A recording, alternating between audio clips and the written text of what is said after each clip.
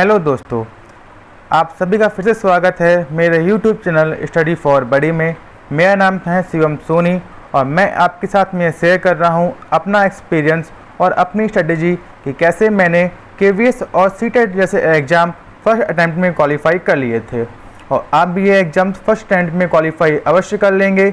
बस मेरे साथ में जुड़े रहिए, वीडियो एंड तक देखें और अपने दोस्तों के साथ में शेयर जरूर करें और सबसे इम्पॉर्टेंट थिंग, नोट्स बनाते जाएं, रिवाइज करते जाएं। तो अभी तक हमने पढ़ा हिस्ट्री का चैप्टर 1 और चैप्टर 2। चैप्टर 1 था क्या, कब, कहाँ और कैसे, और चैप्टर 2 था आरंभिक मानव की खोज। इन दोनों की वीडियो आप मेरे चैनल की लिस्ट में देख सकते हैं। और आज हम पढ़ेंगे चैप्टर 3 भोजन संग्रह से उत्पादन तक। चैप्टर 3 में हम नवपाषाण युग तक आ चुके हैं और यहाँ हम पढ़ेंगे कि नवपाषाण काल में मानव ने क्या क्या करना आरंभ कर दिया था। इसका पहला पॉइंट है कि सबसे पहले जिस जंगली जानवर को आदि मानव ने पालतू बनाया वह था कुत्ते का जंगली पूर्वज और यह करीब 12,000 साल पहले हुआ था। धीरे धीरे इन्होंने भेड़, बकरी, गाय और सुअर जैसे जानवरों को भी पाला। तो जो पहला जानवर था जिसे मानव ने पालतू बनाया वह कौन था? वो था कुत्ता। और यह कब हुआ शुरू हुआ? 12,000 साल पहले, क्योंकि हमारी जो नवपाषाण युग की टाइमलाइन है वह है 12,000 साल पहले की। तो यह सबसे पहले जो जानवर था वो कुत्ता था और टाइम कब था? 12,000 साल पहले का। उसके बाद के जो जानवर थे वो थे भेड़, बकरी, गाय और सुअर जैसे जानवर। ठीक है। नेक्स्ट पॉइंट है हमारा अनाज और भोजन को इन्होंने बचाना चालू कर दिया था और बचाने के लिए यह अपने इलाकों में मिट्टी के बड़े बड़े बर्तन बनाते थे, टोकरियां बुनते थे और ज़मीन में गड्ढे खोदते थे। आप नीचे देख सकते हैं यह एक मिट्टी का पात्र है जिसे का यूज वो अनाज को संग्रह करने के लिए करते थे। यहाँ पिक स्लाइड और है जहाँ आप देख सकते हैं कि मानव ने जानवरों को पालतू बना रखा है, गाय, और यहाँ आपको सुअर जैसे जानवर दिख रहे हैं और यहाँ पर उन्होंने घर बनाना भी स्टार्ट कर दिया है, आप देख सकते हैं। ठीक है। नेक्स्ट पॉइंट है कि कुछ पुराने स्थलों पर झोपड़ियों और घरों के निशान मिले हैं। हमने आपको अभी ऊपर झोपड़ी दिखाई है, जैसे कि बुर्ज होम कश्मीर, जो कि वर्तमान कश्मीर में है, तब का था बुर्ज होम। ठीक है। वहाँ पे लोग गड्ढे के नीचे घर बनाते थे जिन्हें हम गर्तवास कहते थे। अब गड्ढे के घर क्यों बनाते थे? क्योंकि जो कश्मीर था वह आपको मालूम है ठंडा प्रदेश है, तो ठंडी से बचने के लिए ये गड्ढे के नीचे घर बनाते थे और गर्मियों के टाइम में बाहर रहा करते थे और सर्दियों में गड्ढों के नीचे रहते थे, इसलिए इन घरों को बोलते थे गर्तवास। तो आपसे क्वेश्चन पूछ सकता है कि गर्तवास कहाँ पाए गए? तो आप बोलेंगे बुर्ज होम। गड्ढे के नीचे घर कहाँ पाए गए? आप कहेंगे बुर्ज होम। ठीक है। नेक्स्ट पॉइंट है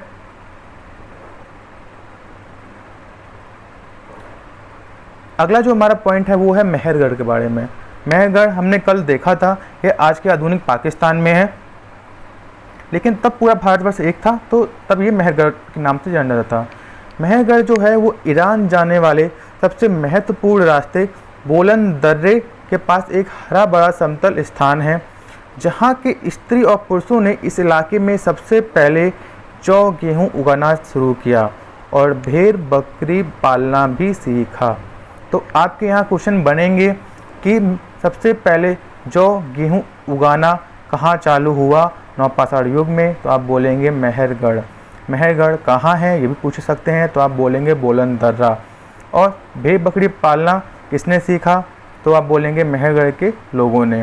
ठीक है। नेक्स्ट पॉइंट है कि यहाँ खुदाई में हिरन और सुअर जैसे जंगली जानवरों के हड्डियाँ मिली हैं, जो उसके ऊपर के स्तर हैं वहाँ पे भेड़ और बकरियाँ मिली हैं। आप आपको एक दिखाते हैं, यह स्तर होते हैं। ठीक है। सबसे नीचे के जो स्तर होते हैं वो सबसे पुराने होते हैं, उसके ऊपर के स्तर उसके और बाद के, और जो सबसे ऊपर का होता है ये सबसे बाद का स्तर होता है। क्योंकि जब लोग यहाँ रहते थे उनकी सभ्यता ख़त्म हुई, वहाँ पे मिट्टी के टीले बन गए। इसी बाद लोगों ने यहाँ रहना स्टार्ट किया उसके ऊपरी स्तर में। जब ये सभ्यता ख़त्म हो गई तो वहाँ टीला बन गया और लोग उसके ऊपरी स्तर में रहने लगे। जब खुदाई होती है तो जो सबसे ऊपर का स्तर होता है वो सबसे बाद का होता है, उसके नीचे का सबसे पुराना स्तर जो होता है वो सबसे नीचे पाया जाता है। ठीक है, समझ गए आप। वो जैसे जंगली जानवरों की हड्डियाँ और उसके ऊपर के स्तरों में भेड़ और बकरियों की ज़्यादा हड्डियाँ मिली। तो आप समझ गए जो सबसे पहले थे वो हिरन तथा सूअर पालते थे, उसके बाद में फिर इन्होंने भेड़ और बकरियों को पालना भी शुरू किया था। इसीलिए जो पहले खुदाई में जो नीचे के स्तर थे वहाँ हिरन तथा सूअर मिले हैं और उसके ऊपर के स्तरों में भेड़ और बकरियाँ हमें मिली हैं। ठीक है, नेक्स्ट पॉइंट है हमारा कि इसके अलावा हमें यहाँ पे चौकोर तथा आयताकार घरों के अवशेष भी मिले हैं। ठीक है, और प्रत्येक घर में 4 या उससे ज़्यादा कमरे हैं।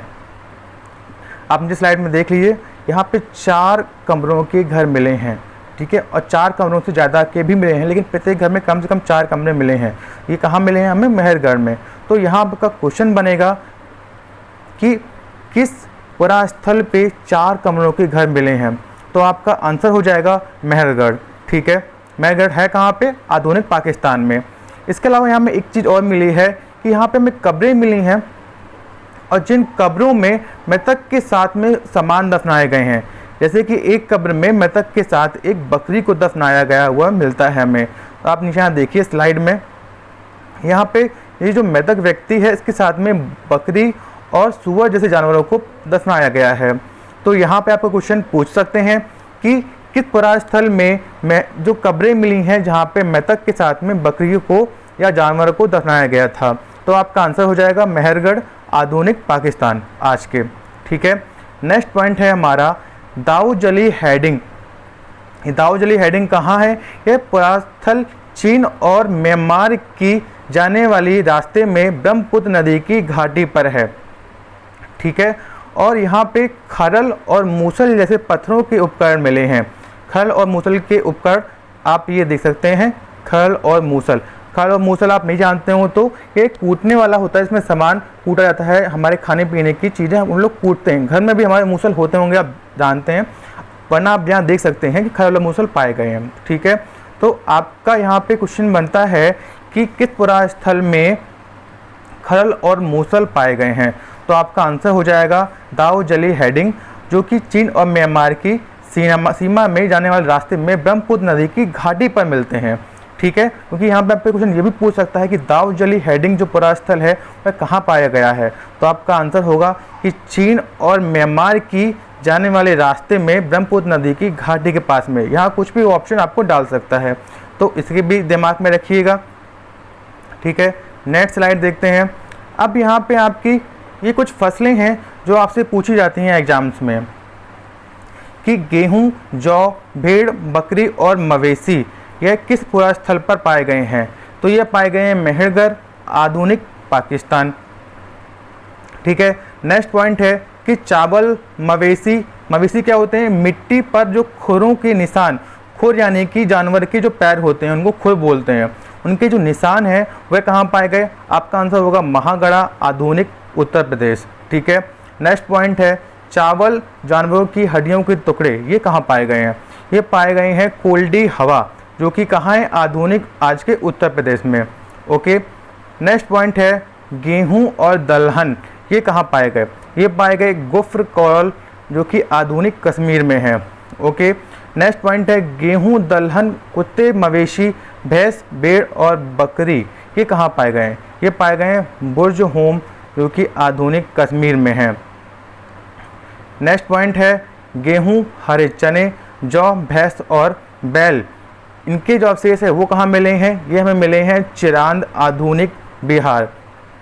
नेक्स्ट है ज्वार, बाजरा, मवेशी, भेड़, बकरी, सुअर आदि ये कहाँ पाए गए हैं? ये पाए गए हल्लूर, आधुनिक आंध्र प्रदेश। और नेक्स्ट है कि काला चना, ज्वार, बाजरा, मवेशी और भेड़, सुअर ये कहाँ पाए गए? ये पाए गए पय्यमपल्ली, आधुनिक आंध्र प्रदेश। इसमें पय्यमपल्ली आंध्र प्रदेश, बुर्ज होम आधुनिक कश्मीर और मेहरगढ़ आधुनिक पाकिस्तान ये जो परास्थल हैं ये थोड़े इंपॉर्टेंट हैं, इनको ज़रूर ध्यान में रखिएगा और नोट्स में ज़रूर इनको इंपॉर्टेंट लिख लीजिएगा।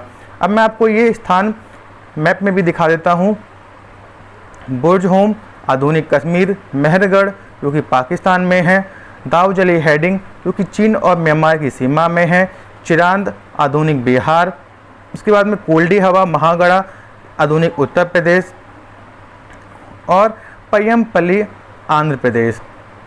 तो आप मेरे मैप में ये देख सकते हैं। और ये मैप इसलिए मैं आपसे कल भी कह रहा था कि मैप को जरूर देखें और उसको दिमाग में ध्यान से रखें, ठीक है। एक यहाँ आपका पॉइंट और पूछ सकता है कि जो मेहरगढ़ है वो किसने खोजा था, यहाँ अक्सर पूछ लेता है।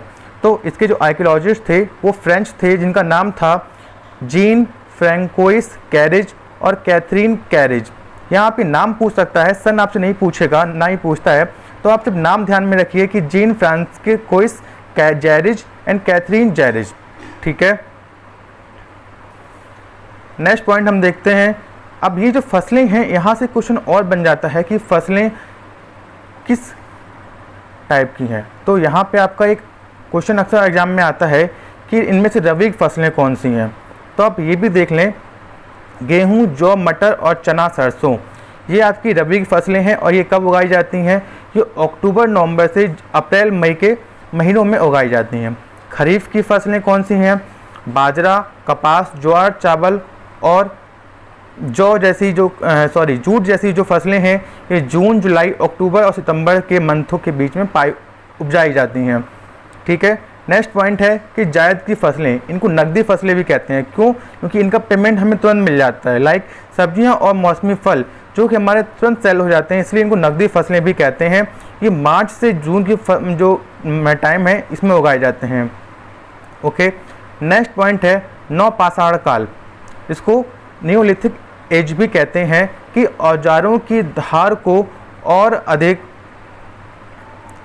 अधिक पैना करने के लिए उन पर पॉलिश चढ़ाते थे तथा हैंडल का प्रयोग भी करते थे। आपका यहाँ पे वो क्वेश्चन पूछेगा कि किस एज के जो औजार मिले हैं उनमें पॉलिश पाई गई है, या पॉलिश वाले हथियार किस एज के पुरास्थलों में पाए गए हैं।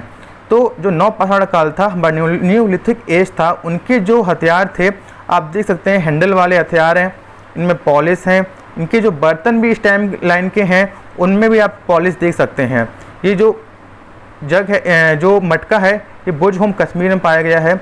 तो आप यहाँ देख सकते हैं कि जो यहाँ के हथियार हैं उनमें हैंडल हैं, जो औजार हैं उनमें पॉलिश हैं, यहाँ तक कि बर्तनों में भी पॉलिश मिली है।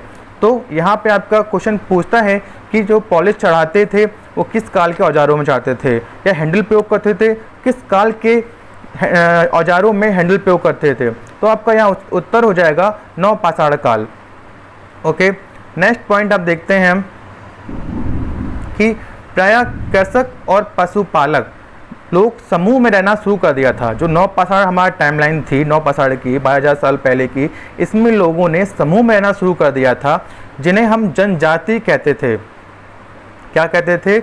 जनजाति, ओके। नेक्स्ट पॉइंट देखते हैं दाऊजली हेडिंग। दाऊजली हेडिंग हमारा कहाँ है? चीन और म्यांमार की सीमा पर। यहाँ से क्या क्वेश्चन है कि दाऊजली हेडिंग से जेटाइट पत्थर भी मिला है। तो आपका क्वेश्चन पूछ सकता है कि जेटाइट पत्थर कहाँ से मिला है। आपका आंसर हो जाएगा दाऊजली हेडिंग, ओके। इसके अतिरिक्त इस पुरास्थल से काष्ठास में, जो कि अति प्राचीन लकड़ी थी जो सख्त होकर पत्थर बन गई है, कि औजार और बर्तन भी मिले हैं। तो यहाँ आपका क्वेश्चन ये भी पूछ सकता है कि काष्ठास्म के औजार और बर्तन कहाँ मिले हैं। आपका आंसर हो जाएगा दाऊजली हेडिंग, ठीक है। नेक्स्ट पॉइंट है बसने की जो प्रक्रिया का आरंभ हुआ वो 12,000 साल पहले हुआ। 12,000 साल पहले लोगों ने बसना प्रॉपर वे से घर बनाकर समूह में रहना स्टार्ट कर दिया था, ठीक है। और जो मेहरगढ़ की बस्ती थी जो आधुनिक पाकिस्तान में है, ये रहा आधुनिक पाकिस्तान में मेहरगढ़, यहाँ की जो बस्ती थी ये कब बसनी आरंभ हुई थी? ये बसनी आरंभ हुई थी 8,000 साल पहले। तो हमारा चैप्टर 3 में इतने पॉइंट्स ही थे जिन्हें हमने एक एक करके समझा और पढ़ा। नेक्स्ट चैप्टर है हमारा आरंभिक नगर, जहां हम इस सभ्यताओं के जो नगर पाए गए हैं उनकी क्या विशेषताएं थी आदि पढ़ेंगे कल की वीडियो में। इस वीडियो को पूरा एंड तक देखिएगा, लाइक करिएगा, सब्सक्राइब करिएगा, दोस्तों के साथ में शेयर करिएगा, नोट्स जरूर पढ़ते जाइएगा, बनाते जाइएगा और रिवाइज करते जाइएगा। तब तक के लिए नमस्कार, कल मिलते हैं।